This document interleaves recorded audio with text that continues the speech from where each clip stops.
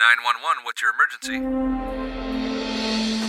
I'm Andi Clark, mom and wife of an officer. I've been reversing and preventing burnout in first responders since 2018. Welcome to the 911 Shift Ready podcast, where we will dive into sleep, anger, energy, hypervigilance, anxiety, and other burnout symptoms in order to arm you with the knowledge, understanding, and tools beyond exercise and nutrition to be 911 shift ready so you can thrive not only for the remainder of your career, but also at home in your family life. And then bring those tools back to your service so the compound effect can take place, and together we can decrease burnout in the 911 lifestyle community.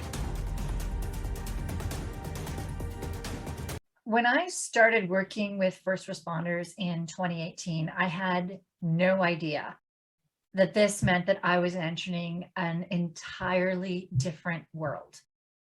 Being the wife of an officer, I really did think that I had an inside view, but it was obvious from the start that there was a lot more to this new world that I had to learn. You definitely need a strong backbone in order to make it through your career beyond hot priority calls, shift work, and how it affects your body and your family, admin stressors, politics. Now there's social media, and the list goes on. Through this time, I've noticed that some of the skills that first responders have acquired through their years of service to support them through their career and stay strong have also become some of their weaknesses. And by weakness, I'm not talking about vices like drinking or bad habits. I'm talking about good habits, things that you need on the job to keep you strong, that also have another side to them that when it switches, it become a weakness for you. What you know will make you stronger. Diving into these weaknesses that I see in so many responders will help you see them for yourself and help you make adjustments so that these strengths can become stronger and they do not then become a detriment to your career. Let's dive in. Your strength or your weakness number one is that you don't give yourself enough credit for all that you do. And it's making many of you think that you have nowhere else to go, that you're kind of stuck in this career because even if you wanted to, many of you don't, most of you don't. But when you don't give yourself credit for all the education that's not your formal school education, but when you have all of the tools and skills that you've acquired, when you don't really understand the value in that, then you start to feel like even if you wanted to, you wouldn't have anywhere to go. And if you're anything like me, I don't like feeling stuck, that if I have a choice, I may choose to stay. But when I don't have that choice, then that's where I start feeling controlled. That's where I start getting resentment and frustration. And I see that as well in so many different responders, especially with the defunding that's going on right now. Quite often that can put a first responder into a stressed state because they don't feel they have anywhere to go if the job is taken out from under them. So they're there until they can, as long as they can, but if the job's taken from them, they may not know what they can do, what their options are. And quite often, a lot of the skills that you've acquired, you just feel they're just a part of this job and they're specialized and you can't use them elsewhere.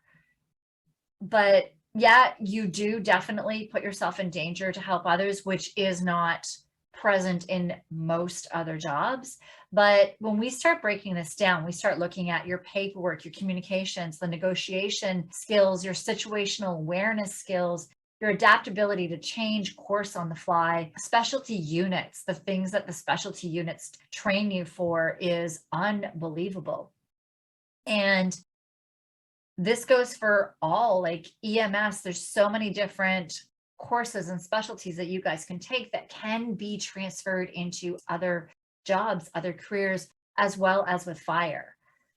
So that's where, with this defunding, like, I just think defunding is so backwards, because honestly, all of you could really go and get a solid job. Defunding is just going to leave them without so many amazing first responders like yourselves that have these phenomenal skills and want to do the job. So they're biting themselves in the foot for any areas that are talking about defunding.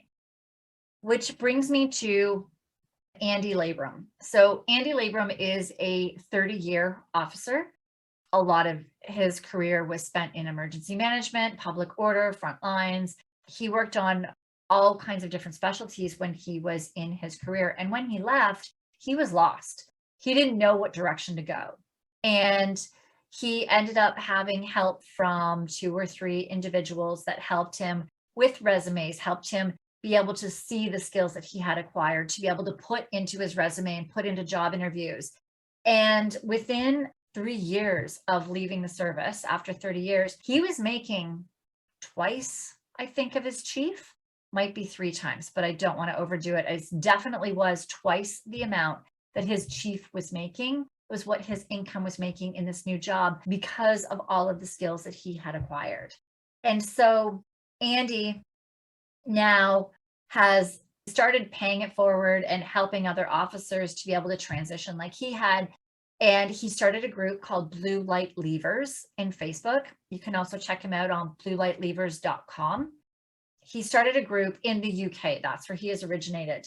And he has grown so much that he still has his full-time job contract. He also has a lot of other side businesses. And he is now helping other officers understand what their value is, what their worth is, what they can do.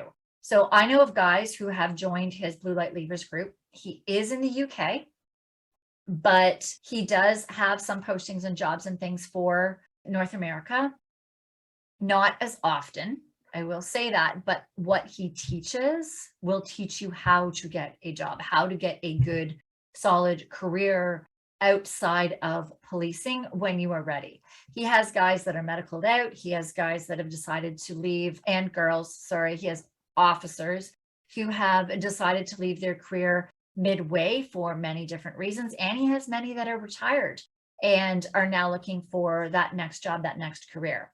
It has been eye-opening in his group, watching the many officers that come in realize, holy crap, I didn't realize how many different skills I had acquired on the job. And some of them decide after that that they do want to stay in policing, and they stay a while, and some of them do transition out. So just know that with this, what I am saying is that the biggest mistake that officers make is not understanding their worth. Not just officers, fire and EMS is really, when I speak to so many of you, you don't understand your worth. And that is kind of leading me a little bit into one of the other mistakes that I have here, which is where many of you have adapted to society's image of you. Now, that is not always a bad thing, but when we stop and we look at it, fire is quite often put on a pedestal, and EMS as well. And police, on the opposite end, are hated. And this can definitely mess with things. Also, the way that you are all treated by services quite frequently, where your opinions and thoughts aren't always valued, especially those that are on the front lines, where politics starts taking place in the higher that you do go up in the ranks, that those who really did want to make change once they get higher up and into all of the politics aren't necessarily able to do the things that they wanted to do. And this does affect a lot of your morale, a lot of what you are perceiving, as well as your values. So this goes into that first one where you don't understand all of the skills that you have acquired, sometimes too with the way that society has trained you. So I think of this as well with fire and EMS, where you are put on a pedestal, and with police that are always put down. I know when my kids were little, my husband's an officer, the kids' books, they would always have a lot of the picture books, 1 or 2 pages dedicated to fire. There'd be fire trucks. There would be the odd ambulance, but quite often it was mainly just fire trucks. And then there'd be 1 page where they would have everything, and fire trucks would still take up most of that page. So it's quite interesting that right away from like kids being infants with these picture books, board books, that fire is made very prevalent for them. And the thing with that, though, that I see is that fire guys feel so much pressure to stay on that pedestal. And nobody can be perfect all the time. Nobody can never make a mistake. And that does play with, if you are feeling the pressure of being that fire guy, feeling the pressure of EMS, where you are thought that you should save every single person's lives that you encounter, and you try, but there's no way with everybody who's coming to you in the emergency state that they're coming to you that you are going to be able to. And that can start messing with your head. And then we dive into the hate. I know for me, this was a big one that I needed to learn and adapt to in starting the job. When Black Lives Matters happened, I was not expecting the hate that came towards me and my business.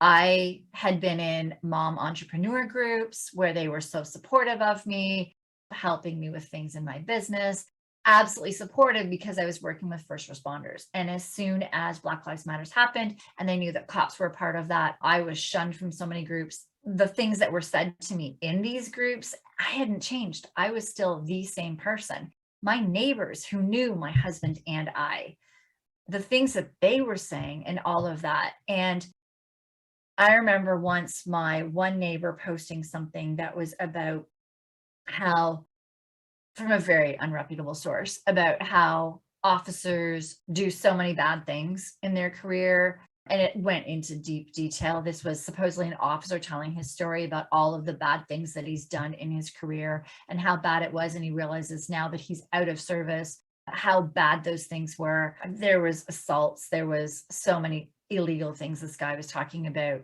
but just randomly going up and assaulting people. It was just such a horrible article that I was in tears when reading this, because the neighbor that this was such a kind, caring neighbor, or so I thought. My husband and I were going out for a walk after I'd shown him this article. We were out and this neighbor walked by and was like, "Hey, how are you?" Not even realizing what he had posted. I didn't know what to do. I said to my husband, "Why aren't you bothered as much by all of this?" And he looked at me and said, "Well, since day one on the job, I've been spit on. I've been yelled at. I've been disrespected. Most people don't want me on most of the calls that I go to. Those calls are where they are having their worst day, and someone else is calling them to come and fix a problem that they don't want fixed, or they don't want the police meddling in this problem to be fixed. Or it's somebody getting into trouble for what they're doing." He's like, "This happens almost every single day on the job." He's like, "How is this any different?" And that stopped me. The things that you have to get used to on the job. For fire, the way that you are always treated as if you are on this pedestal and you are this hero, EMS, where you need to save every single patient of yours. That pressure is huge. And then we get this other one where police officers, corrections officers are crapped on every single day of the job. All of these start playing with your mind. They start playing with your head. And it played with my head. I started distancing myself from neighbors. I started thinking, oh, nobody's ever going to understand what I am experiencing or dealing with. And my bubble became so small of who I would associate with and who I would really say anything to. And it was really hard. It was really stressful, as I'm an introvert, but this bubble became so, like, I wouldn't really even speak to my neighbors. They would be out front. I wouldn't go out front. And it really, really played with me. And then there was a time where my kids were helping their dad. We didn't see him much during COVID, and he had to go to yet another protest. He's logistics as well, so he had to start preparing everything for the logistics truck. And so we went in to help him because we wanted to see him. So as the boys were charging all the batteries of the radios and helping out, and getting all the supplies, one of the guys there gave my boys 2 Toronto police hats. And they were so proud of those hats. They wore them. Well, this was years ago, and they have pretty much worn them every single day since. And that was tough. I actually sat down with them and had a conversation about what might happen if people see that they're wearing these hats, how to handle the hate, how to handle all these things. The thing is to this day, almost 2 years later, I don't believe that there is anyone who has, to my kids' face, said anything negative. Now, people will definitely have their thoughts, but nobody said or did anything to my kids, and never have. That made me stop and realize that, yes, we're surrounded by this on social media. We see a lot of it. And yes, on the job every single day, my husband experiences this. The internet can be mean. And on calls, people can have certain expectations. But people are often voicing these voices and voicing these thoughts because it's what people are talking about on social media, when honestly, like, my neighbor didn't even remember or didn't even think about what he had posted 30 minutes before. As he's walking by us, he didn't at all associate that with us. It was more about this image that people have of what are police officers, what are firefighters. That when after this, I did actually speak with some of my neighbors, and the ones that had said stuff didn't even realize that it had affected us. They didn't even associate us with being the officers they were talking about. Meanwhile, they didn't even know any other officers. And it was interesting to start seeing this, that I had shut myself out. I had isolated myself because of a story I had been telling myself about what they were thinking and saying, that they were personally attacking us. And it took really some calm, nice conversations to let them know how we were feeling, what things were affecting us, for them to realize it and change. That being said, it wasn't every neighbor. There are still some neighbors that I do keep a little cautious around. I do keep my distance from, because they didn't understand that conversation that I had with them. But in really thinking about this, of adapting sometimes our behaviors to what society's image is of you, understand that it is not of you. It is not of you personally. This is of the image that social media has made of fire, of EMS, of police, of corrections, of what they think they are, without ever getting to know you. So trying to take that step away and separating it and making it so that it isn't about you, it can really, really make a difference between you being able to continue to be social and not pulling yourselves away from others. Which brings us to this third one, which is where you have adapted to your normal. Now, you do see things every single day on your job that most humans would never have to see or talk about. I mean, it was interesting last summer, I recall, neighbors are upset and bothered about COVID and so fearful. And our dinner conversation was about Daddy may have to go to another city to go and help with looking for a body in a dump because they weren't able to find it in our dump. And it led to this fascinating conversation about how our dump system is that they know on every street, every dumpster, which pile that garbage is dumped in our city dump, and then where that pile is taken to and where that pile ends up in a dump that is hours away from ours, where our city dump is taken because we can't handle all of our garbage. And it was fascinating. We're having this whole conversation and talking about decomposing bodies and all of these things, and talking about why daddy may be away and we don't know how long he's going to be away. And it was just fascinating, the difference of what our norm in our house, our conversations are, and what the norm in the conversations are with our neighbors and with other people. And the thing is that you do see people on the worst day of their life, and people are repeating often the same mistakes over and over again. You're often in houses where there's domestics. You're often in houses where there's drug overdoses. And the worst is when you see things that have happened to kids. And you develop this bit of a humor that is created to help you with your coping. And I know that it's definitely helped my husband and I through the years of dealing with things in the job for him, but then also now dealing with a lot of what I see and hear in helping and working with first responders. So the thing is that this has also made you a little more high alert where you can't shut it off. And then with that, your normal starts shifting. What you start seeing, what a civilian would deem as a bad situation, they have a much lower tolerance for what you would require or decide that a situation is in need of attention, and vice versa. You'll start noticing where a situation may need more attention and a civilian would be oblivious to it. Your normal just becomes so shifted and so skewed.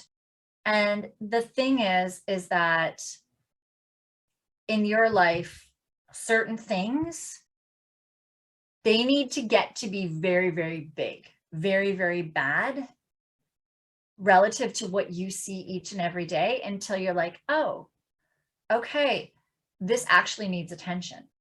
And so relationships or our health can get to a point where things are almost irreversible, where you're having major medical struggles, or relationships are at a point where they may be irreversible before you start noticing that something really does need to change. Because relative to what you see each and every day on the job, it is not that bad. For EMS, the health issues that you see each and every day on the job are mild relative to your health issues. And you start to just develop this different normal. And where I really see this affecting like pretty much every single responder is your sleep. So when you're working crazy shifts, 12 hours, 24 hours is like your norm for shifts. And it leaves little or no time between your shifts to get any sleep. So when you're on a 24-hour shift, busy station, even if you don't have calls at night, you still need to be on. You're not really getting those good sleeps. And then you start adding in OT. For COVID, I know fire and EMS, I was hearing of 96 hours becoming almost the norm for a shift at a busy station. So stop and think about that for a second. 96 hours straight. I mean, they were already working doubles, already working 48s, that when other stations would go out with COVID, they'd have to cover for those stations, and they were already slammed doing 48s. They're starting to do 96s, and that just became a norm. Police are pulling doubles, and then it's a really quick turnaround before another 12, throwing in court, and it really becomes next to impossible on many of your shifts to actually be in bed for 8 hours. So we start thinking that 4 to 6 hours of sleep is the norm. That's acceptable. That's okay. And even on days off, when you have more than 8 hours of sleep, then 6 hours still seems like a good sleep to you because that's what your body gave you.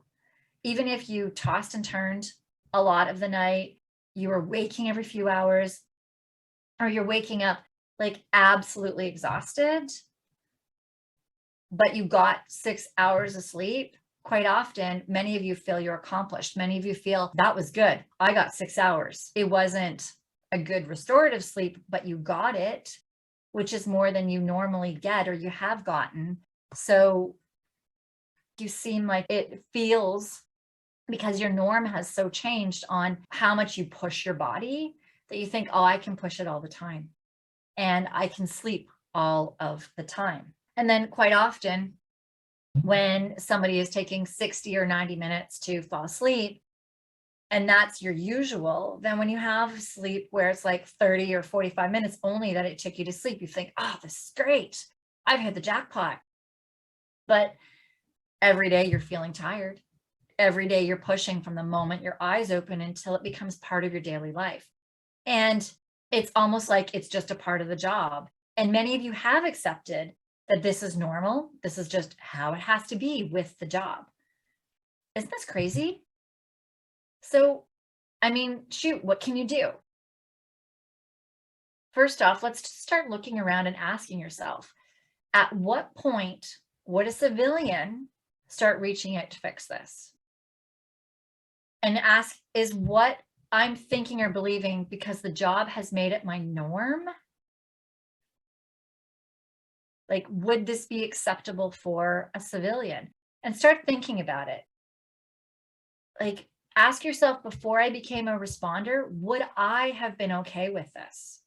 Because everything is subjective. It is all different. There is no right or wrong answer, and it will be different based on every situation. I mean, we were out at a school event that was at a AAA hockey game. And while we were there, one of the parents was giving their 9-year-old, maybe 8 at that time, actually. Oh gosh, it was earlier than that, because we're talking pre-COVID. So we're going back at least 3 years. So he was at least 7 or 8-year-old, giving him like a $10 bill. And this kid was going with a $10 bill in hand, not hidden, not in a pocket, not anything, just going down and holding it in his hand while he was going to I hope you have food. found And the reason I value know in he didn't today's hide it was 'cause episode. he had Don't it in his forget hand to when he like left. and share this He came episode back so like it's 10, shown to 15 more minutes first later responders, and said to and his dad that they subscribe to didn't this have the one podcast thing so he was you looking don't miss for. future episodes. Go to our website, And he still had the bill in the exact same 911shiftready.com, hand, if you would like to position work as with he had us, left. learn more about our And I'm thinking 911 lifestyle pedophiles. program, I'm gain thinking access all to this our other free stuff. training, And join our would mailing I list, have or find allowed our that social had my media husband channels. not been a That's first responder? Probably not. 911shiftready.com. So everything still is relative as to what people will be okay with and not okay with of doing. But that is where it's really good to ask yourself, is would I have been okay with this before I started on the job? So would 3 months in a row of 6 hours sleep, struggling to fall asleep, waking up mid-sleep, waking up thoroughly exhausted, would that have been okay before I became a responder? So if you start viewing it in that view, then you can start really seeing if within your value set, your way of thinking, would this have been okay before the job? And as I said, there's no right or wrong answer. It really is up to you. But I do find it quite interesting when I give a list of what I call the rundown responder, where you're tired and wired, waking mid-sleep, exhausted. I hope gut you have issues, found value in mood today's swings, episode. Don't no forget more to like motivation and and drive, share this repetitive episode so injuries, it's like, shown to the more list is first big. responders, I started and going through subscribe to this, this podcast so and you don't miss future many episodes. responders Go say to our that they have website, some, if not 911shiftready.com, all, of if the you would like to characteristics work of with this us, learn rundown more about our responder. 911 And lifestyle then I program, go gain through the access to our resilient free tactical training, join our athlete, which mailing is list, where or find our social I work media at getting channels. them That's towards in my program, 911shiftready.com. where they are falling asleep easier, they're staying asleep, they're waking up with energy, they're repairing regardless. I mean, if you're doing 24 hours, you are going to be up, but we need to make sure that on your days off, you're healing and repairing, making sure that when you do get naps or small times to sleep at work on shift, that there is best of a quality of a restorative sleep as possible. So we're not going for perfect, but with these resilient tactical athletes, Their mind is clearer. They're able to think. They're getting the reports done quicker. They are motivated. They're feeling that adrenaline rush in their workouts again. Their body heals and repairs. They're not getting repetitive injuries. Their moods are more stable. Their anger is warranted when they get angry. They're not frustrated by the job anymore. They're back doing things that they used to like to do in their days off. That is a resilient tactical athlete. And when I'm going through these characteristics, most of these responders will really resonate with the rundown responder. The sleep, the exhaustion, the no motivation and drive. And they barely have any from this resilient tactical athlete list.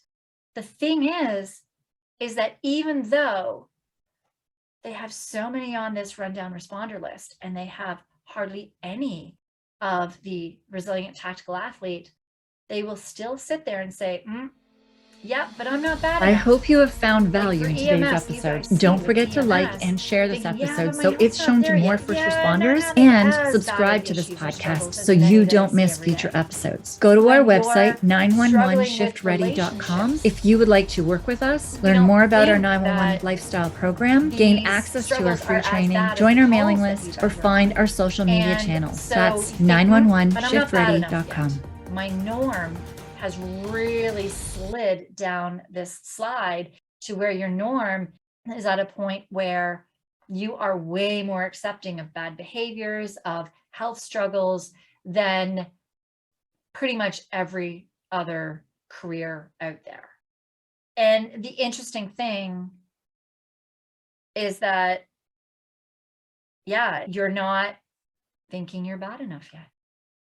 So would a civilian think, or would you, before you were on the job, think that 6 hours of sleep, where it takes you 60 minutes to fall asleep, waking every few hours and still waking up exhausted is a good sleep? I don't think so. So the question is, why do you? And that's where my theory comes from, is that it is because that's where your normal is. Your normal has skewed.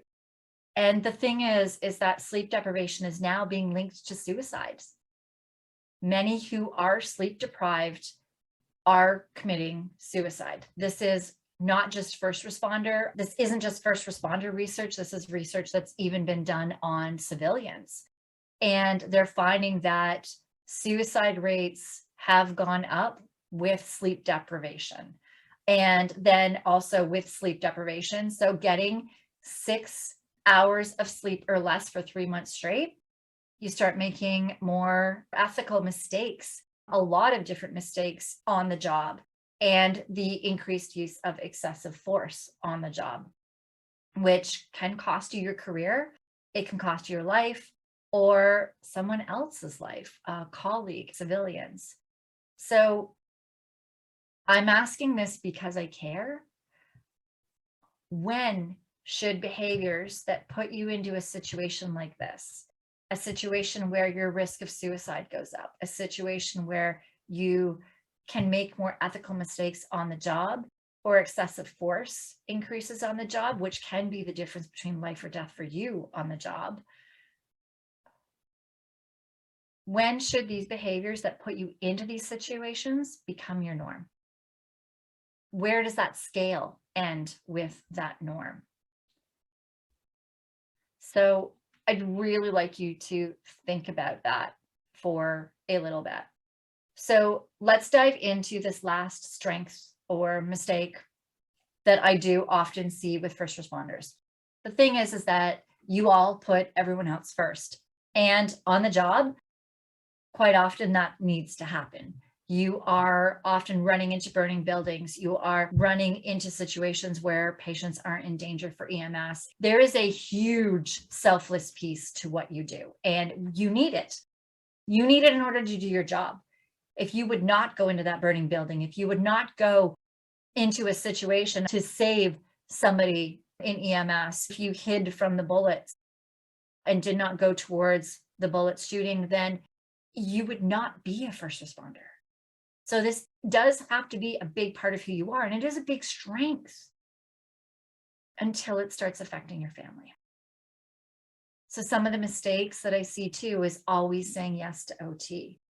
not booking any appointments for yourself, or not actually working on any of the health issues that you are experiencing, or some of the mental health issues that you're experiencing, because it takes time away from your family, and you are already away from your family so much that you feel guilty in going off to an appointment or going off to do something else for yourself, or feel guilty spending the money on yourself.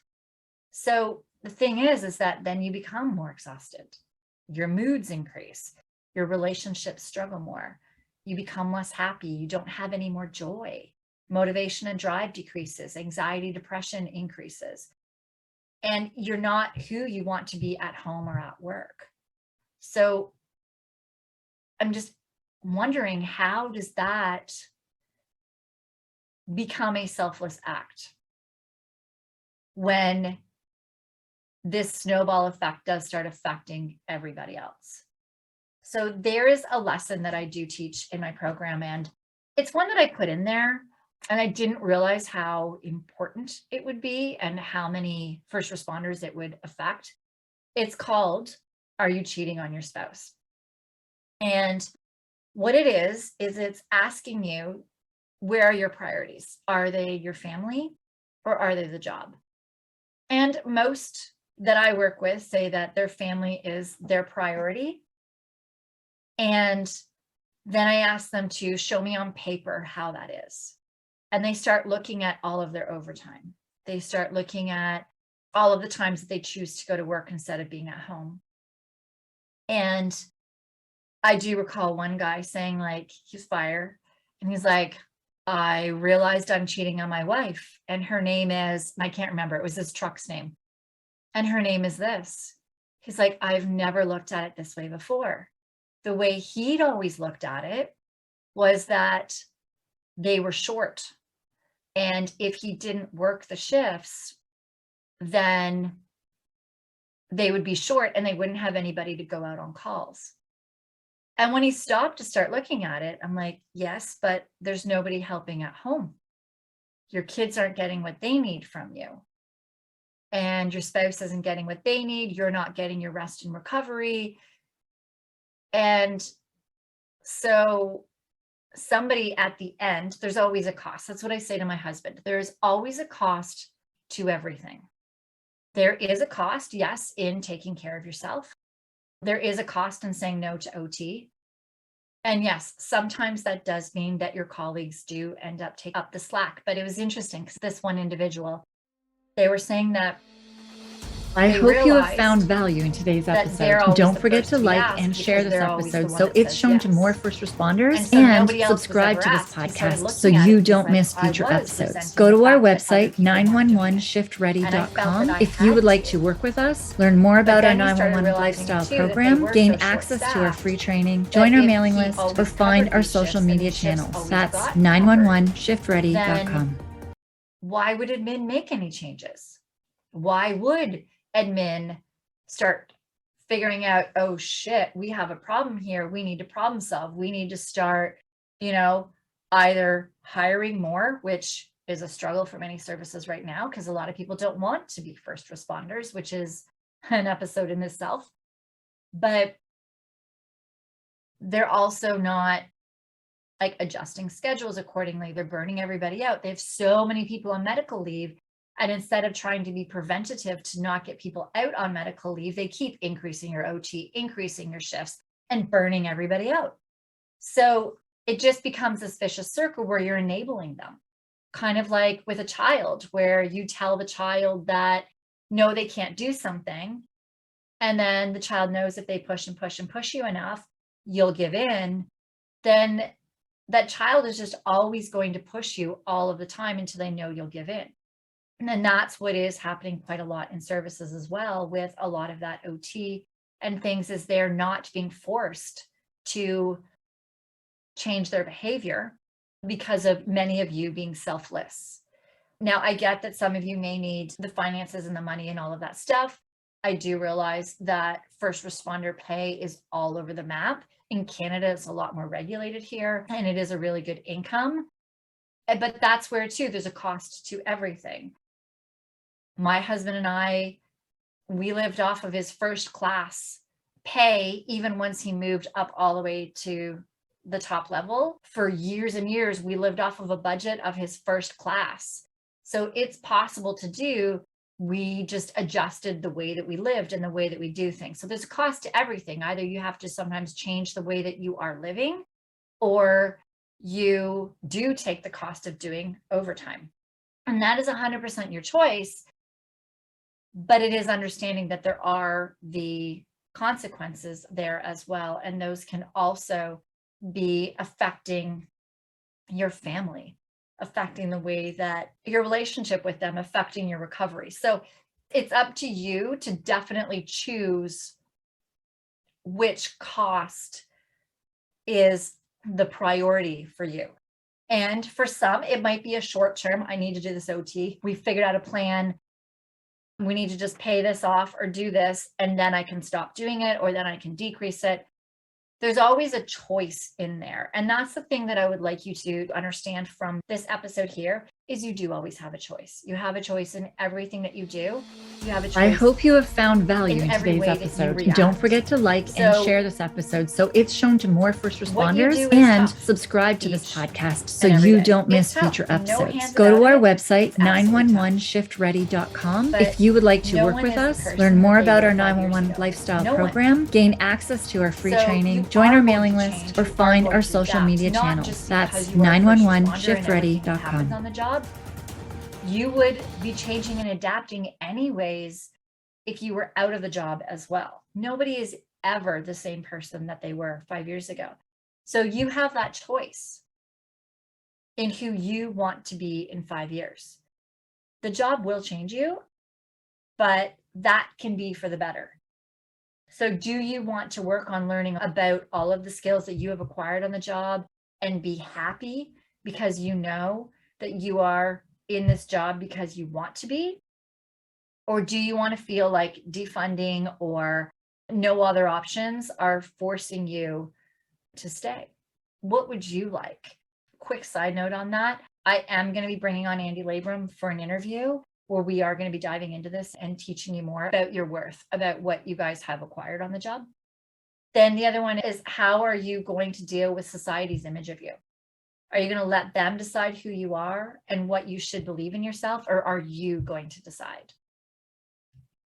Then the third one is, do you want to create norms for yourself that could cause harm to yourself, your colleagues, or civilians because you didn't check if your normal had skewed too far from that of what you would have done before you got on the job? And lastly is putting everyone else's needs first, the secret to your success, happiness, and that of your family. The answer to these questions will really shape who you will be in 5 years. What choices are you going to make?